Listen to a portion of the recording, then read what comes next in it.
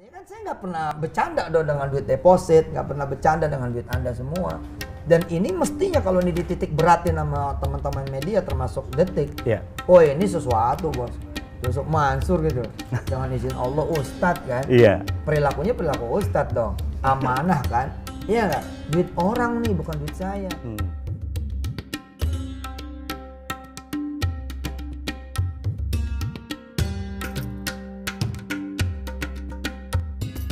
Assalamualaikum warahmatullahi wabarakatuh.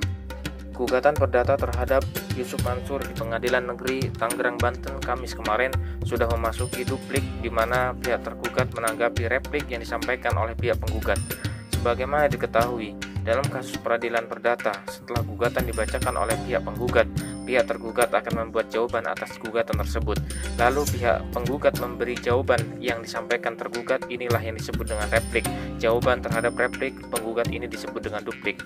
Adapun sidang perdata yang sedang berjalan di PM Tangerang dengan tergugat Jam'an Nur Khotib Mansur alias Yusuf Mansur berkaitan dengan kasus Kondotel Moya Vidi di Yogyakarta dan patungan usaha untuk membangun Hotel City yang ada di Tangerang.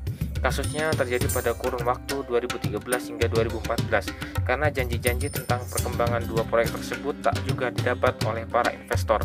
Maka 5 orang investor melayangkan gugatan perdata pada Yusuf Mansur.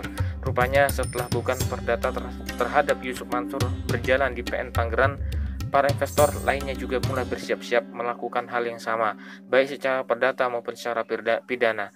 Jika sebelumnya para investor memilih diam, tidak lagi saat ini.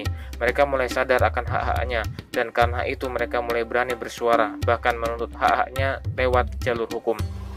Sebagaimana diketahui, Yusuf Mansur dikenal cerdik membuat terobosan-terobosan penghimpun dana umat.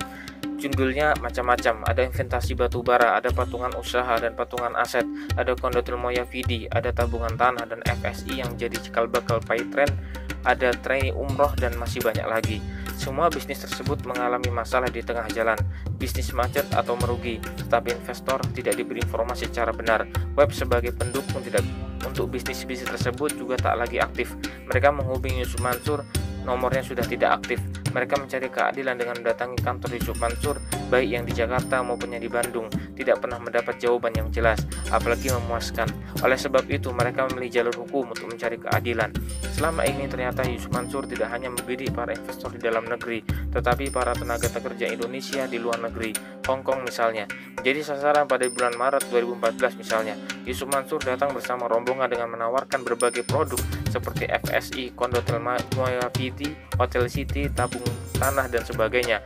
Mereka yang sudah bergabung dengan investasi yang digagas oleh Yusuf Mansur tersebut juga diikat dengan sedekah paksa, yakni bagi investor diminta untuk menjadi donatur tetap buat Darul Quran sebesar 300.000 per bulan. Iming-imingnya mereka yang bersedekah bulanan tersebut akan mendapatkan kemudahan jika mengirim anak-anak atau keponakannya menjadi santri di Darul Quran. Iming-iming ini menjadi para investor bersukaria. Tapi ada apa yang terjadi ketika para tenaga kerja Indonesia ini pulang ke tanah air, tidak mendaftarkan anak-anak dan keponakannya ke Darul Quran, mereka tetap dikenakan biaya yang cukup mahal. Tidak ada yang gratis, semua berbayar dan mahal. Begitu kata salah seorang investor yang pernah bekerja di Hong Kong kepada penulis.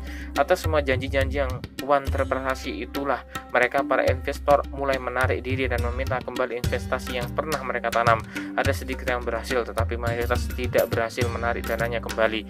Mereka yang tidak berhasil menarik dananya itulah setelah perjalanan panjang dan melelahkan, akhirnya memberanikan diri untuk membawanya ke jalur hukum. Inilah salah satu episode di mana Yusuf Mansur mulai serius digugat, baik secara perdata maupun secara pidana. Mereka mencari keadilan lewat jalur hukum.